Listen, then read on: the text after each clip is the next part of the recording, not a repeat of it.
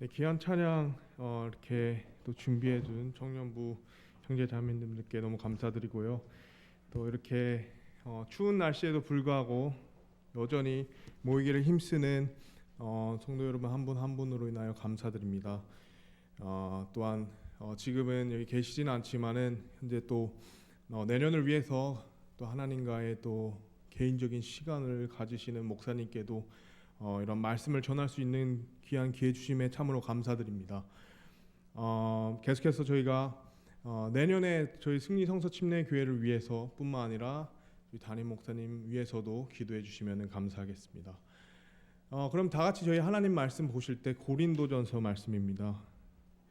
고린도전서 말씀 다 같이 일어나셔서 하나님 말씀을 존경하는 의미에서 일어나셔서 고린도전서 1장 18절 말씀 한 구절인데요. 오늘 함께 십자가 위에 달리신 예수님에 대해서 말씀을 나누도록 하겠습니다. 고린도전서 1장 18절 말씀입니다. 십자가를 선포함이 멸망하는 자들에게는 어리석은 것이로되 구원받은 우리에게는 하나님의 권능이니라. 아멘. 네, 자리에 앉아주시기 바랍니다.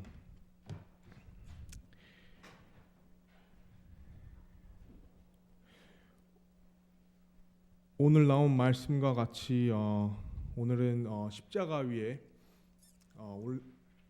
계신 그 예수 그리스도를 선포한다는 것이 구원받은 우리에게는 하나님의 권능이라고 했습니다.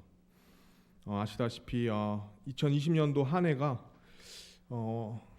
참 어느새 벌써 이 한 해의 끝을 달리고 있고 저물고 있다는 사실을 우리가 생각할 때 시간이 얼마나 참 빨리 가는지 우리가 알 수 있습니다. 사실 누구에게나 동일하게 그렇듯이 이번 한 해는 사실 수많은 변화 속의 그런 소용돌이에 우리가 주체할 수 없이 그냥 휘몰아쳤던 한 해라고도 말할 수 있죠. 그리고 또 심지어 한 해 중 가장 어떻게 보면은 사회적으로 우리가 활동을 많이 해야 되는 이 연말, 특별히 저희 뭐가 있죠? 주탄생 감사 예배도 있고, 또 그때마다 저희가 함께 모여서 예수님을 찬양하고 경배하고 또 같이 교제했던 그 시간들, 또 뿐만 아니라 송구영신 예배 때는 그 한 해를 되돌아보면서 참으로 하나님께 감사하고 또 기도하는 시간, 또 새해가 되면은 같이 저희 함께 이제 떡국도 나누면서 교제도 나누고, 청년들은 같이 레크레이션도 하고, 어떻게 보면은 그 외에도 가족들과 뭐 친구들과 가장 사회적으로 활동을 많이 해야 되는 그 연말에 지금 그 모든 것이 제한되어 있다는 사실이죠.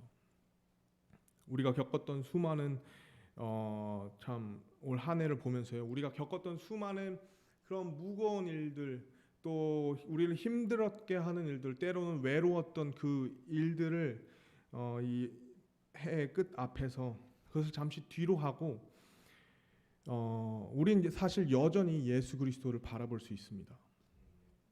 마태복음 11장 28절 29절 말씀에 나와 있죠.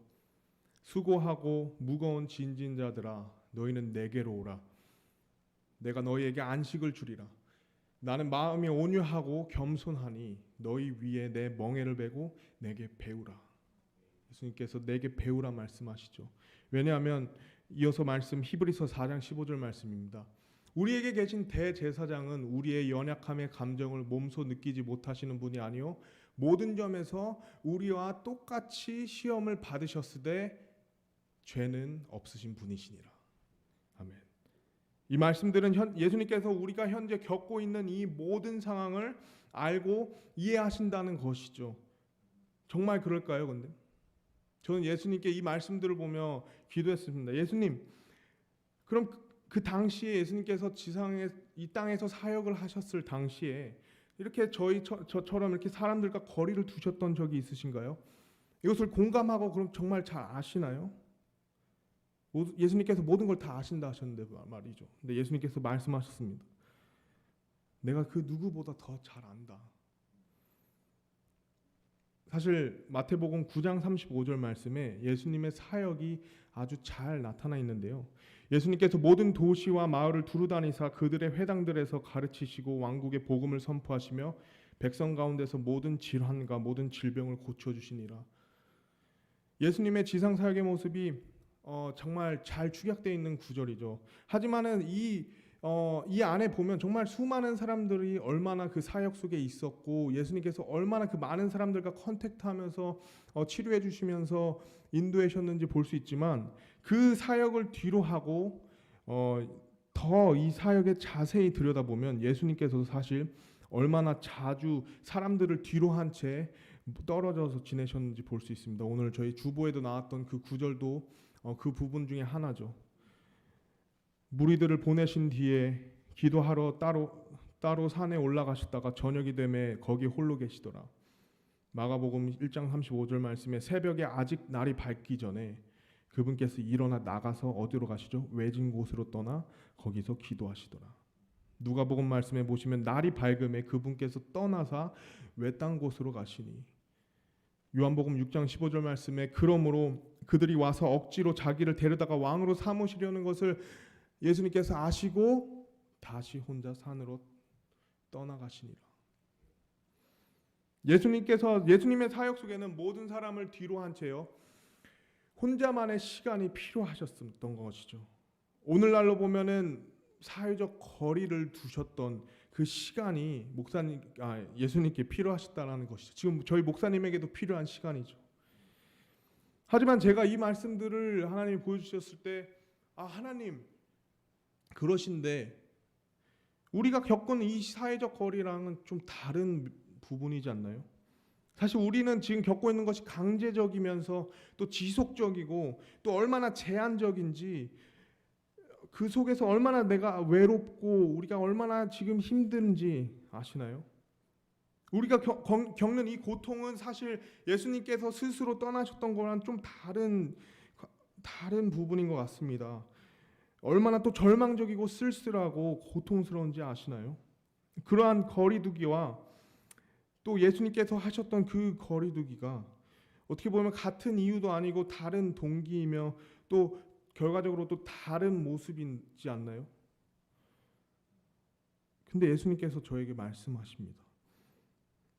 나도 너와 같은 지금 모든 사람과 같은 그런 것을 겪어보았다. 대체 언제 말씀입니까? 십자가 위에서 말이다. 그 모든 것을 뒤로 하고 그 모든 것에 멀어져서 그 누구와도 교제할 수 없고 홀로 겪으셨던 그 외로움과 그 고통 사실 우리보다 더하시면 더하셨죠. 십자가 위에서 홀로 그 모든 것을 감당하셨던 시간이 있으셨습니다. 사복음서를 통해 우리는 예수님께서 십자가 위에서 여러 가지 말씀들을 하신 것을 볼 수 있습니다. 약 정확히 7가지의 말씀이 되는데 그것을 가상칠언 혹은 십자가 위에서의 7가지 말씀이라고도 하는데요. 십자가 위에 남기신 그 7가지 말씀 속에는 예수님께서 홀로 그 시간을 겪으시면서 바라보셨던 3가지 부분이 있습니다. 그래서 오늘 우리가 이 말씀을 함께 보시면서 가장 사람들과 우리가 멀리 떨어져 있는 어쩌면 더 격상되면 격상될 이런 시국과 분위기 속에서 예수님께서 과연 그 시간에 어디를 바라보셨는지 3가지 부분을 살펴보고자 합니다. 다 같이 기도하시겠습니다. 하나님 감사합니다. 무엇보다 십자가 위에서 주님께서 우리에게 보여주신 놀라우신 그 은혜와 또 그 사랑으로 인하여 감사합니다. 참으로 죽어서 죄인으로서 죽어서 지옥으로 갈 수밖에 없던 나를 또 우리를 친히 어린 양이 되사 그 피로 우리를 사시고 그 죄값을 지불하심으로 말미암아 이 놀라운 하나님을 내 삶 속에 만날 수 있고 또 예수님을 통하여 이 놀라운 새 생명, 영원한 생명 얻을 수 있음에 감사합니다. 이 감사 속에 우리가 계속 머물되 때론 우리 삶 속에 힘든 그런 상황에 불구하고 모든 것을 이기신 똑같이 시험 당하셨을 때 모든 것을 이기신 그 예수 그리스도를 바라보면서 우리가 다시금 극복하는 그렇게 더 나아가서 빛과 소금으로서 이 세상을 여전히 살아가는 각자가 될 수 있도록 주님 이 시간 간절히 기도드리오니 주님 사용하여 주시옵소서. 예수님 이름으로 기도드립니다. 아멘. 첫 번째로 저희가 보실 것은 영혼을 향하여. 예수님께서 먼저 그 십자가에서 영혼을 향하셨습니다. 그때 예수님께서 이르시되 아버지여 저들을 용서하여 주시옵소서. 저들은 자기들이 하는 일을 알지 못하나이다 하시더라. 십자가의 고통을 우리가 경험할 수 없고 우리 사실 알 수는 없습니다. 엄청난 고통이라고 우리가 생각할 수 있지만 우리가 실제적으로 경험할 수는 없는 부분이죠. 하지만 현대 역사학자들 혹은 의학자들에 의해서 그것이 설명되어질 수 있다고 합니다. 근데 십자가형을 그 모든 그 전문가들이 연구하고 예수님이 겪으셨던 그 십자가의 고통을 연구한 결과로 결론을 말씀드리면 십자가형은 한마디로 인류 역사상 가장 극악무도한 형벌이었다 합니다. 먼저 예수님께서 십자가에 달리기 전에 채찍을 맞으셨습니다. 39대를 맞으셨어요. 40대에서 하나를 뺀 39대. 근데 왜 39대인지 아십니까? 왜냐하면 40대를 맞으면 죽을 수도 있기 때문에 한 대를 뺀 39대를 맞는다 합니다. 그래서 13대씩 세 부위를 채찍질을 하는데 그 당시에 사용된 채찍이 어떤 것이냐 하면은 그것은 동물의 뼈가 그 채찍 끝에 박혀 있는 그런 채찍의 줄이 하나가 아니라 9개로 된 채찍이었다 합니다. 9개의 줄마다 끝에 그 동물의 뼈들이 박혀 있는 거예요. 근데 그 채찍으로 있는 힘껏 힘센 로마 병사가 내리친다 생각하십시오. 그럼 어떻게 될까요? 단순히 그 채찍이 자국이 그 등에 남는 것이 아니라 그 뼈가 그 맞는 자의 살에 달라붙습니다. 떨어지질 않아요. 그러니까 로마 병사가 땡기죠. 그 순간 예수님의 살과 근육이 찢겨져 나갑니다. 그것을 39대를 맞으셨어요. 근데 그 힘센 로마 병사들도 지칩니다. 그 무게가 상당합니다. 그러니까 그 다른 병사가 와서 이제 교대에서 때려요. 그렇게 십자가에 달리시기도 전에 이미 찢겨질 대로 찢긴 그 몸을 이끌고 그 무거운 십자가를 들고 이번에는 갈보리 언덕을 향하시죠. 이미 몸 자체가 망가지신 그 몸을 이끌고 십자가를 가는데 얼마나 힘드셨겠습니까? 결국에는 그 구레네 사람 시몬을 통해서 그 십자가를 끌고 가시죠. 이미 몸은 상할 대로 상한 상태에서 이제 양팔을 벌리고 그 십자가에 못이 박히는데 그 구멍하고 팔에 거리가 있어요. 어떻게 하죠? 그러면 팔을 억지로 빼죠. 그 빼는 이유가 나중에 나옵니다. 그것도 양쪽의 팔을 다 빼요. 그래서 그 손바닥이 아닌 손목에 그 못을 박습니다. 그 십자가에 고정된 몸을 또 양발에도 고정된 그 몸을 이제 병사들이 세우는 순간에 이제 그 악명 높은 십자가의 고통이 시작이 되죠. 팔에 지탱할 수 있는 힘이 더 이상 없는 상태로 몸이 중력에 의해 처지게 되죠. 근데 십자가의 그 특성상 몸이 느려지면 폐에 압박이 오게 됩니다. 한마디로 호흡 곤란이 와요. 숨을 제대로 쉴 수 없어요. 양팔에는 더 이상 힘이 없기 때문에 몸이 처질 수밖에 없는 상태에서 폐에 압박이 옵니다. 그렇다면 어떻게 해야 되죠? 몸을 당연히 숨을 들이마셔야 되죠. 살아남기 위해서 본능적으로. 근데 그 들어올릴 때 그 양팔에 자신의 온 체중을 실어서 그 양팔에 힘도 없지만 어쨌든 체중을 실어서 몸을 끌어올립니다. 끌어올려서 숨을 겨우 쉬는 거죠. 근데 그 순간에 그 온몸의 체중이 양팔과 발에 집중되기 때문에 거기서 오는 극심한 고통은 또 이루 말할 수가 없는 것입니다. 그래서 그 고통을 이기지 못하고 다시 몸이 저절로 처지죠. 그러면 어떻게 되죠? 다시 폐에 압박이 오죠. 다시 숨을 못 쉬는 호흡이 이제 곤란이 오게 되는 겁니다. 다시 몸을 들어 올리셔야 되죠. 근데 그것을 약 6시간을 그렇게 십자가 위에서 매달리십니다.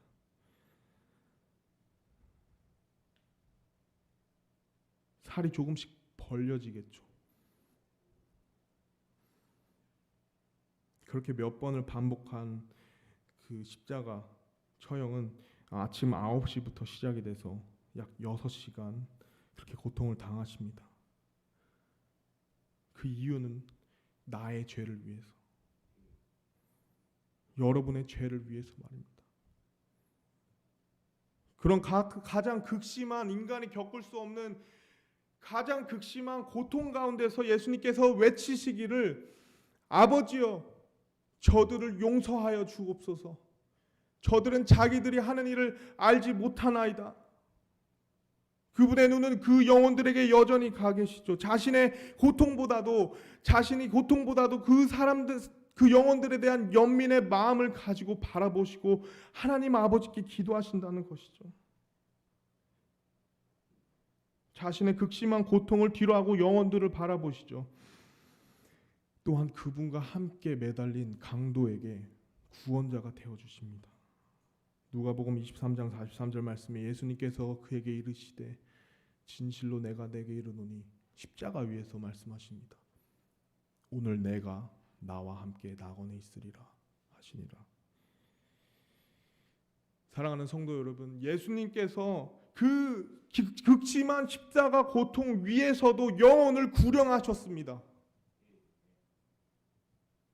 예수님께서 가장 극악무도한 그 십자가 위에서도 자기의 고통보다도 그 영혼이 겪는 그 고통 때문에 그 영혼을 구령하셨습니다. 예수님께서 오늘 저녁에 우리에게 보여주시는 모습은 우리가 어떤 상황에서도 잃어버린 영혼에 우리의 초점이 맞춰져야 된다는 것이죠. 우리가 복음을 예전처럼 전할 수 없는 상황인 것을 하나님께서도 알고 계시지만 그 상황 자체를 우리가 안일하게 생각하는 것은, 저는 그것은 아니라고 생각합니다. 그것은 그렇게 되면 안 되는 거죠. 예수님께서는 그 극심한 고통 가운데서도 그 영혼을 향해 자신의 사랑을 드러내시고 또 구령하시는, 세상 죄를 지고 가는 어린 양이시지만 동시에 여전히 그분은 십자가 위에서 영혼을 구령하시는 구원자이십니다. 많은 사람들이 소리치죠. 너 자신을 구원해라. 그 밑에 있던 대제사장들, 수제사장들, 또 병사들이 조롱하고 비웃고 비난합니다. 너 자신을 구원해라. 너 자신을 구원해봐라. 너가 하나님의 아들이라고 그렇게 말했는데, 그러면 하나님께 너가 기도해서 십자가에서 너가 내려오면 내가 너를 믿겠다. 하지만 그분은 자신을 구원하시지 않으셨죠. 하지만 그분은 그 사람들의 이야기를 듣지 않으셨습니다. 십자가에서 내려오시지도 않으셨죠. 왜죠? 왜냐하면 그분은 우리를 사랑하사 우리를 구원하시기 위해 그 자리에, 그 고통에 여전히 서 계셨던 겁니다. 그분은 그 자리에, 그 순간에 자기 자신을 바라보는 것이 아니라 여전히 자신과 떨어져 있는, 죄로 인해 고통당하는 영혼들을 향해 있었던 것이죠. 영혼을 바라보는 것, 또 영혼을 구령하는 것, 우리 오늘 승리성서 침례교회에 예수님께서 보여주십니다. 십자가 위에서 예수님께서는 첫 번째로 영혼들을 바라보셨습니다. 영혼을 향해. 두 번째로 예수님은 십자가 위에서 영광을 향하여 바라보셨습니다. 마가복음 15장 34절 말씀에 9시에 예수님께서 큰 소리를 외쳐 이르되 엘리 엘리 라박 사박다니 하시니, 이것을 번역하면 나의 하나님이여 나의 하나님이여 어찌하여 나를 버리셨나이까 하는 말이라. 그 극심한 고통 속에서도 예수님을 바라보시는, 영혼을 바라보시는 예수님께서는 자신의 그 마음을 하늘에 계신 하나님 아버지께 나타내 보이시죠. 하나님 아버지께 기도하시는 거죠. 아버지여 저들을 용서하옵소서. 십자가의 고통이 계속될 때마다 예수님께서는 하나님 아버지를 의지하십니다. 예수님과 하나님 아버지와는 뗄래야 뗄 수 없는 관계였기 때문이죠. 예수님께 하나님 아버지는 자신의 영광이셨습니다. 그분의 사역 속에서 만나는 모든 사람들이나 또 자신을 따르는 모든 제자들을 뒤로 한 채 예수님께서 홀로 계셨던 곳에 예수님께서는 그곳에서 쉬시거나 뭐 주무시거나 뭐 자신의 못다한 취미를 한다거나 뭐 자신이 원하는 나만의 시간을 가지기 위해 그 시간을 사용하지 않았습니다. 오로지 그 시간을 하나님 아버지와의 개인적인 교제의 시간으로 사용하셨죠. 왜냐하면 그 모든 사역의 원천이 그 아버지와의 관계, 그분의 영광만을 위한 것이었기 때문입니다. 요한복음 5장 43절에 내가 내 아버지의 이름으로 왔는데, 요한복음 6장 38절 말씀에 나는 내 뜻을 행하려고 하늘로부터 내려오지 아니하고 나를 보내신 분의 뜻을 행하려고 내려왔느니라. 요한복음 8장 42절 말씀에 나는 스스로 오지 아니하였으며 그분께서 나를 보내셨느니라. 요한복음 10장 30절 말씀에 나와 내 아버지는 하나니라 하시니라. 그리고 마태복음 26장 39절에 오 내 아버지여 가능하시거든 이 잔을 내게서 지나가게 하옵소서. 그러나 내 뜻대로 하지 마옵시고 아버지의 뜻대로 하옵소서 하시고는 그분의 사역 속에 또 그분의 삶 속에 하나님 아버지는 삶의 목적이자 영광의 대상이었습니다. 그 십자가 위에서도 예수님께서는 여전히 자신이 그 모든 순간이 그 고통도 오로지 자신의 영광의 대상 곧 하나님 아버지를 위한 것임을 알고 하나님 아버지께로 향해 계시죠. 그러나 오후 12시가 되자, 거긴 9시로 나오죠. 12시가 되자 해가 중천에서 가장 높이 떠서 그 땅을 밝게 비춰야 되는 그 순간에 초자연적인 일이 일어납니다. 짙은 어둠이 그 땅을 메워싸죠. 그 짙은 어둠으로 하늘과 땅의 경계가 나누어 갈라지고 또 가려지는 것이에요. 예수님께서 그 짙은 어둠이 있은 이후로 아버지께 더는 기도하시거나 말씀하지 않으십니다. 어쩌면 십자가가 가져다주는 가장 극심한 육체적인 고통보다도 이루 말할 수 없는 영적인 고통이 다가오는 것이었죠. 영적인 고통, 예수님께서 겪으셨던 영적인 고통은 하나님과의 단절된 관계였습니다. 그 순간 짙은 어둠이 그 하늘을 가리는 순간 그 모든 사명의 동기, 자신의 사역의 동기, 자신의 예수 그리스도의 사랑의 동기가 멈춰지게 되는 순간이었죠. 가장 외롭고 처절하고 비참한 모습으로 말입니다. 더는 그 사랑 안에서 아버지와 아들의 관계가 아니라 심판자와 희생 제물의 관계로 바뀌게 되죠. 관계의 모습, 관계의 어떤 그 형태가 달라짐에 오는 그 영적인 단절, 또 그 안에서 오는 삭막함, 또 고통, 그 외로움은 십자가가 주는 그 육체적인 고통보다 더 견디기 힘드셨던 것입니다. 그래서 외치시죠. 나의 하나님이여, 나의 하나님이여, 어찌하여 나를 버리셨나이까? 여러분과 하나님의 관계는 어떻습니까? 여러분에게 하나님은 현재 어떤 존재로 계십니까? 우리가 말씀을 보면 하나님께서 말씀을 통해 자신을 드러내시죠. 아시다시피 하나님께서는 스스로 피난처라 하시고 또 우리에게 반석이 되어 주시고 또 우리에게 구원자 되어 주시고 또 우리의 요새가 되어 주신다 하시고요. 또 우리에게 힘이 되어 주시는 분이시고 또 우리에게 방패가 되어 주시고 때로는 우리의 검이 되어 주시고 우리에게 승리자가 되게 해 주시고 또 우리의 모든 것을 이끄는 군대 대장이 되어 주십니다. 또 예수님께서는 자신이 포도나무라고 하고 또 목자라고도 하시죠. 그런데요, 하나님의 관계가 회복되기 위해서는 내 자신이 변화되어야 된다는 것이에요. 다시 한번 말씀드리겠습니다. 하나님은 말씀을 통해 자신을 보여주시지만 그 말씀에 내 자신이 변화돼야 된다는 것이에요. 하나님께서 피난처시면 나는 나그네가 돼야 됩니다. 하나님께서 반석이시면 나는 반석 위에 쌓인 집이 되어야 되는 것이고요. 하나님께서 요새라 하시면 나는 그 성 안에 사는 자가 되어야 된다는 것이고요. 하나님께서 방패가 되시면 나는 싸우는 자가 되어야 됩니다. 하나님께서 우리의 대장이 되시며 우리는 군사가 되어야 된다는 것이고, 하나님께서 포도나무라 하시며 우리는 가지가 되어야 된다는 것이고, 하나님께서 목자라고 하시면 우리가 양이 되어야 된다는 것이고, 하나님께서 구원자라 하시면 우리는 구원을 받아야 되는 존재, 즉 죄인이 되어야 된다는 것이고, 하나님께서 부활이시면 우리가 반드시 죽어야 한다는 것이죠. 그리고 하나님께서 우리의 주님이 되신다면 우리는 그분의 종이 되어야 된다는 것이죠. 하나님께서는 하나님 말씀을 통해서 우리에게 자신을 보여주십니다. 하지만 그 관계가 올바르게 회복되기 위해서는 우리 각자의 삶 속에서 우리가 어떤 하나님 앞에 어떤 존재로 돼야 되냐, 어떤 말씀인지 이해되시죠?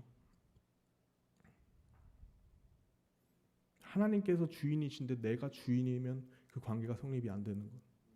하나님이 주인이시면 나는 종이 되어야 된다는 것입니다.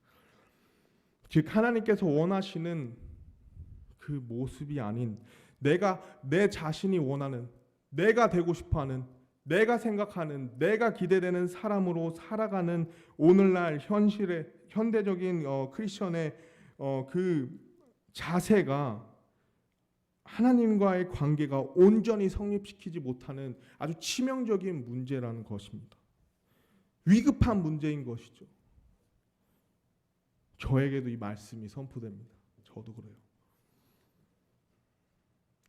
근데 그것을 두고 예수님께서는 그 십자가 위에서 가장 고통스러워하셨어요. 사랑하는 아버지와 아들 관계가 아닌 심판자와 희생 제물의 관계로 변했을 때 가장 고통스러워하셨죠.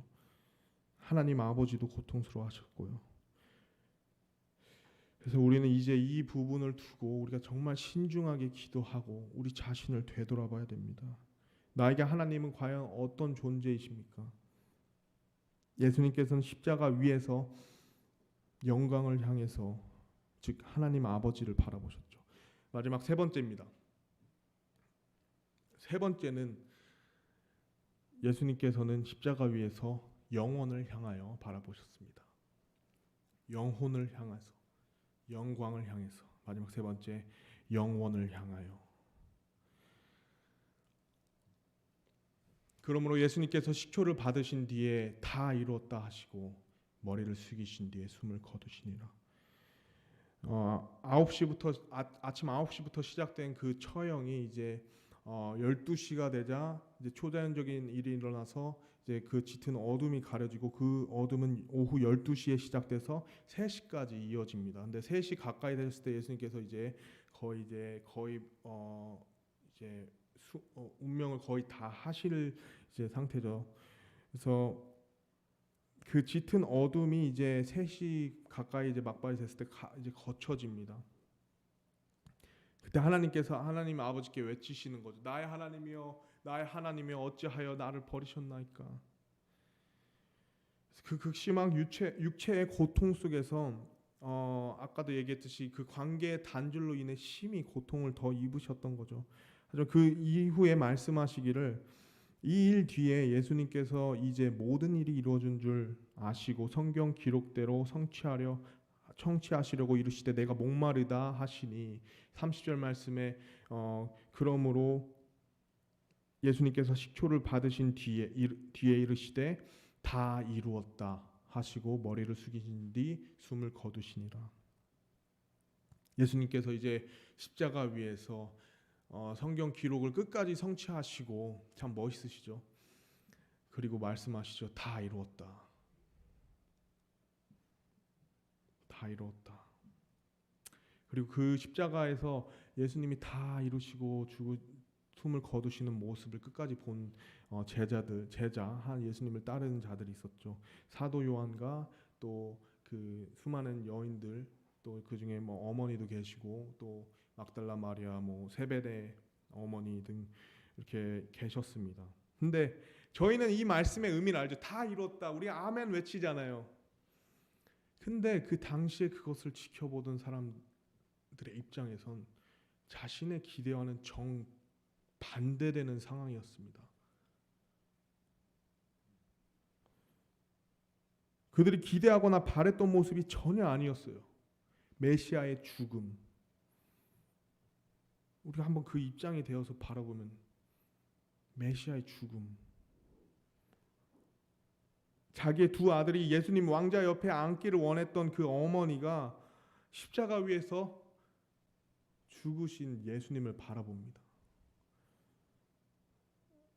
다 이루었다. 그것도 그냥 죽으신 게 아니라 다 이루었다 하고 숨을 거두시는데, 메시아 왕국이 빨리 세워져서 정말 하루빨리 이 로마의 속박으로부터 우리가 벗어나서 그 예수 그리스도와 함께 땅을 통치하기를 바랬던 그 기대와는 다르게 다 이루었다 하고 죽으신 것이죠. 제자 사도 요한은 어떤가요? 12 제자들 중에서 유일하게 십자가 앞에서 예수님을 바라보았던 그도 이전에 예수님께서 왕국을 위한 사역에 자신이 열심을 다해서 3년 반, 약 3년의 세월을 함께 하였고, 그에 따른 기대와 소망이 있었죠. 내가 이렇게 열심히 한 만큼 뭔가 이루어지고 또 그런 왕국에서 내가 꿈꾸던 그 메시아와 함께 메시아의 통치를 기다렸었죠. 하지만 그가 보았던 모습은 메시아의 죽음이었습니다. 모두들 그랬었겠죠. 내가 전혀 이해할 수 없는 이 상황, 내가 전혀 받아들일 수 없는 상황이다. 예수님께서 자신이 하나님의 아버지께서 보내신 메시아라고 하셨고, 그러므로 이스라엘이 로마에서 벗어나 더 나아가 온 세상을 통치하고 다스리며 우리에게도 보상해 주실 것이라고 생각했는데, 이것은 우리가 기대하던 결말이 아닌데 라고 말했을 것입니다. 하지만 예수님은요, 그것은 그 사람들의 입장이었죠. 하지만 예수님은요, 이미 말씀하셨지만 그 분께서는 그 죽음 너머로 십자가 위에서 자신의 죽음이라는 그 현실을 바라본 것이 아니라 그 죽음 너머로 있는 영원한 부활, 영원한 구원의 완성을 바라보셨던 것이죠. 그래서 말씀하셨던 거죠. 다 이루었다. 우리가 봤을 때는 이제는 끝인 것 같은데 예수님께서 말씀하시기를 다 이루었다. 그 죽음을 넘어서 무언가를 보시고 말씀하셨던 것이죠. 그분을 따랐던 자들의 관점하고 예수님께서 바라보셨던 관점은 한마디로 차원이 달랐던 것이죠. 차원이 달랐던. 그들은 메시아의 죽음을 보았지만 예수님께서는 메시아의 부활을 보았습니다. 자신의 부활을 바라보았고, 그들은 일시적인 현실을 보았지만 예수님께서는 죽음 너머에 있는 영원한 것을 보았죠. 그렇다면 우리는 현재 무엇을 바라보고 있습니까?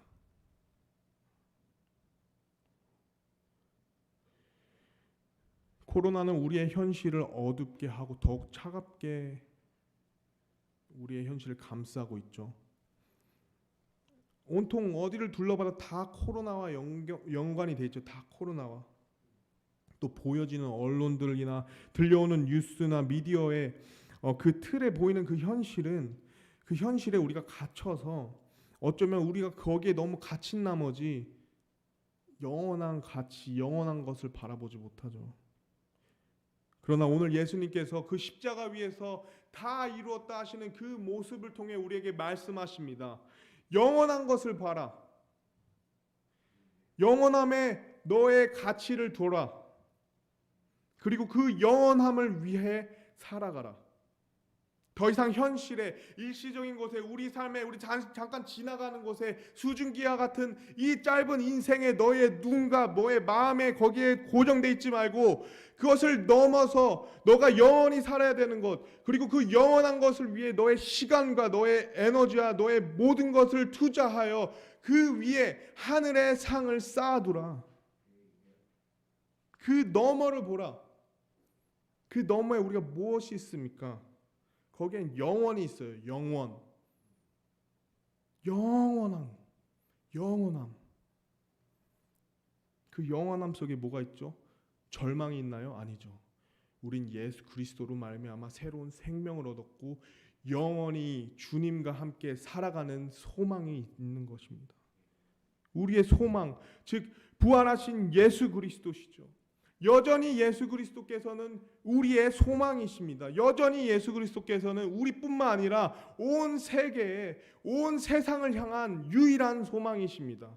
여전히 예수님께서는 예수 그리스도시고요. 여전히 예수님은 우리의 그 모든 것을 해결해 주실 수 있는 분이십니다.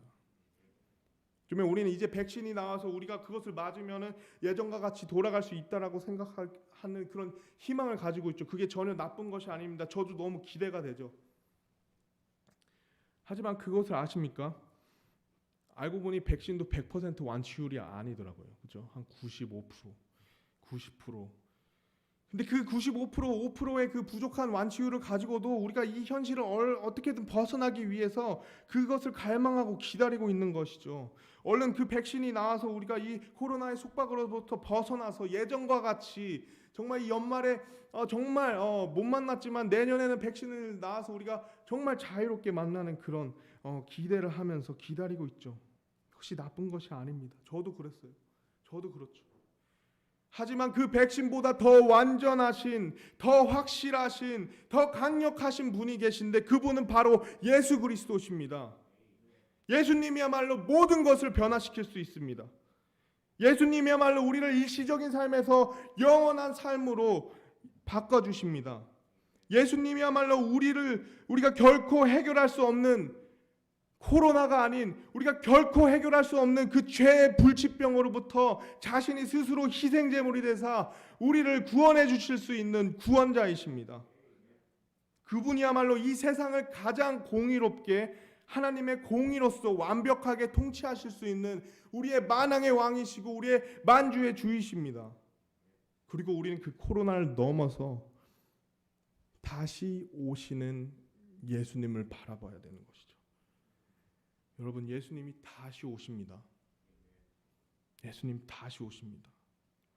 그분께서 반드시 다시 오셔서 자신의 그 정권과 권위로 그 모든 악한 것들을 심판하시고 인간이 생각하는 자신들이 할 수 있다는 그런 유토피아, 예수 그리스도가 없는 세상은 유토피아를 이룰 수 없습니다.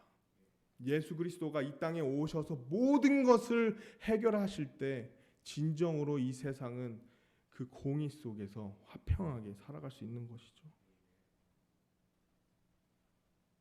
모든 악한 것들을 심판하시고 하나님의 공의로 모든 것을 통치하실 때 우리에겐 진정한 마지막 완벽한 그 승리가, 또 그로 인해서 우리의 마음이 기쁨으로 넘쳐서 우리가 영원토록 예수 그리스도와 그 하나님 아버지와 또 성령님을 찬양하면서 경배하면서 예배하면서 살아가는 것이죠. 우리에게 영원함이 있다는 것이에요. 그리스도인들이 깨어나야 됩니다. 우리는 영원히 살 사람들이에요. 영원함.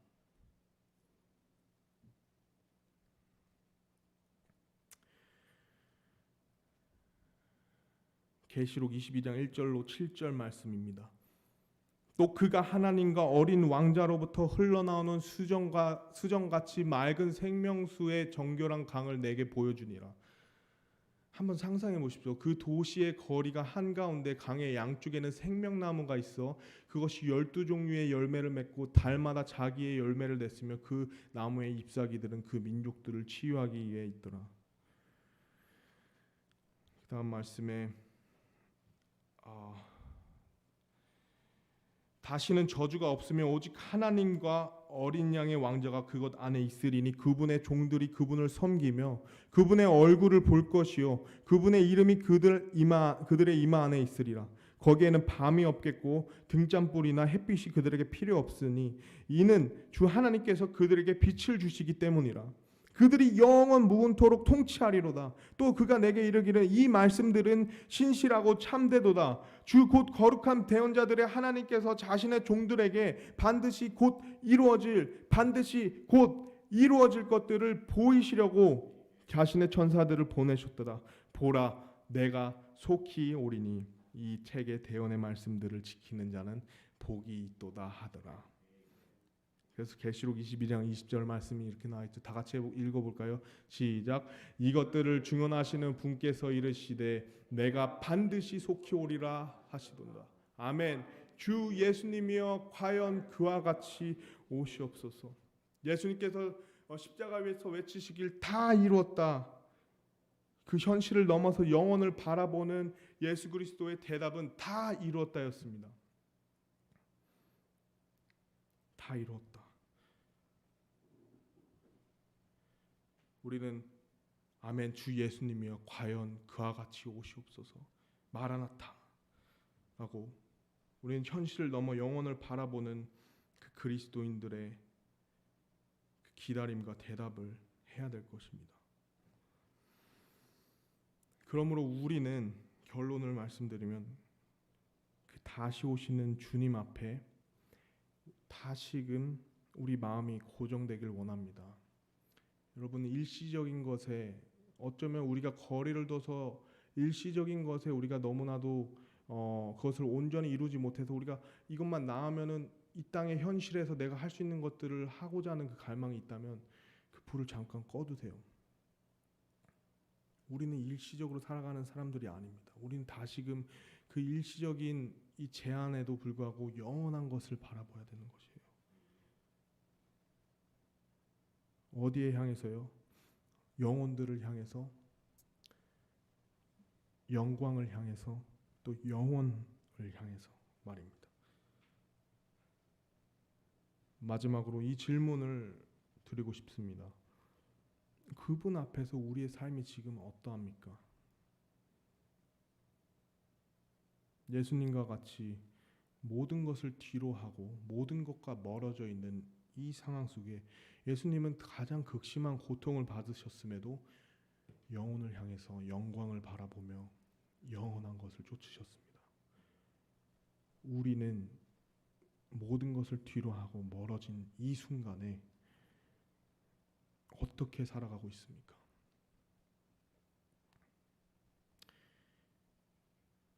다 같이 고개를 숙이시고 잠깐 기도하는 시간을 갖도록 하겠습니다. 피아노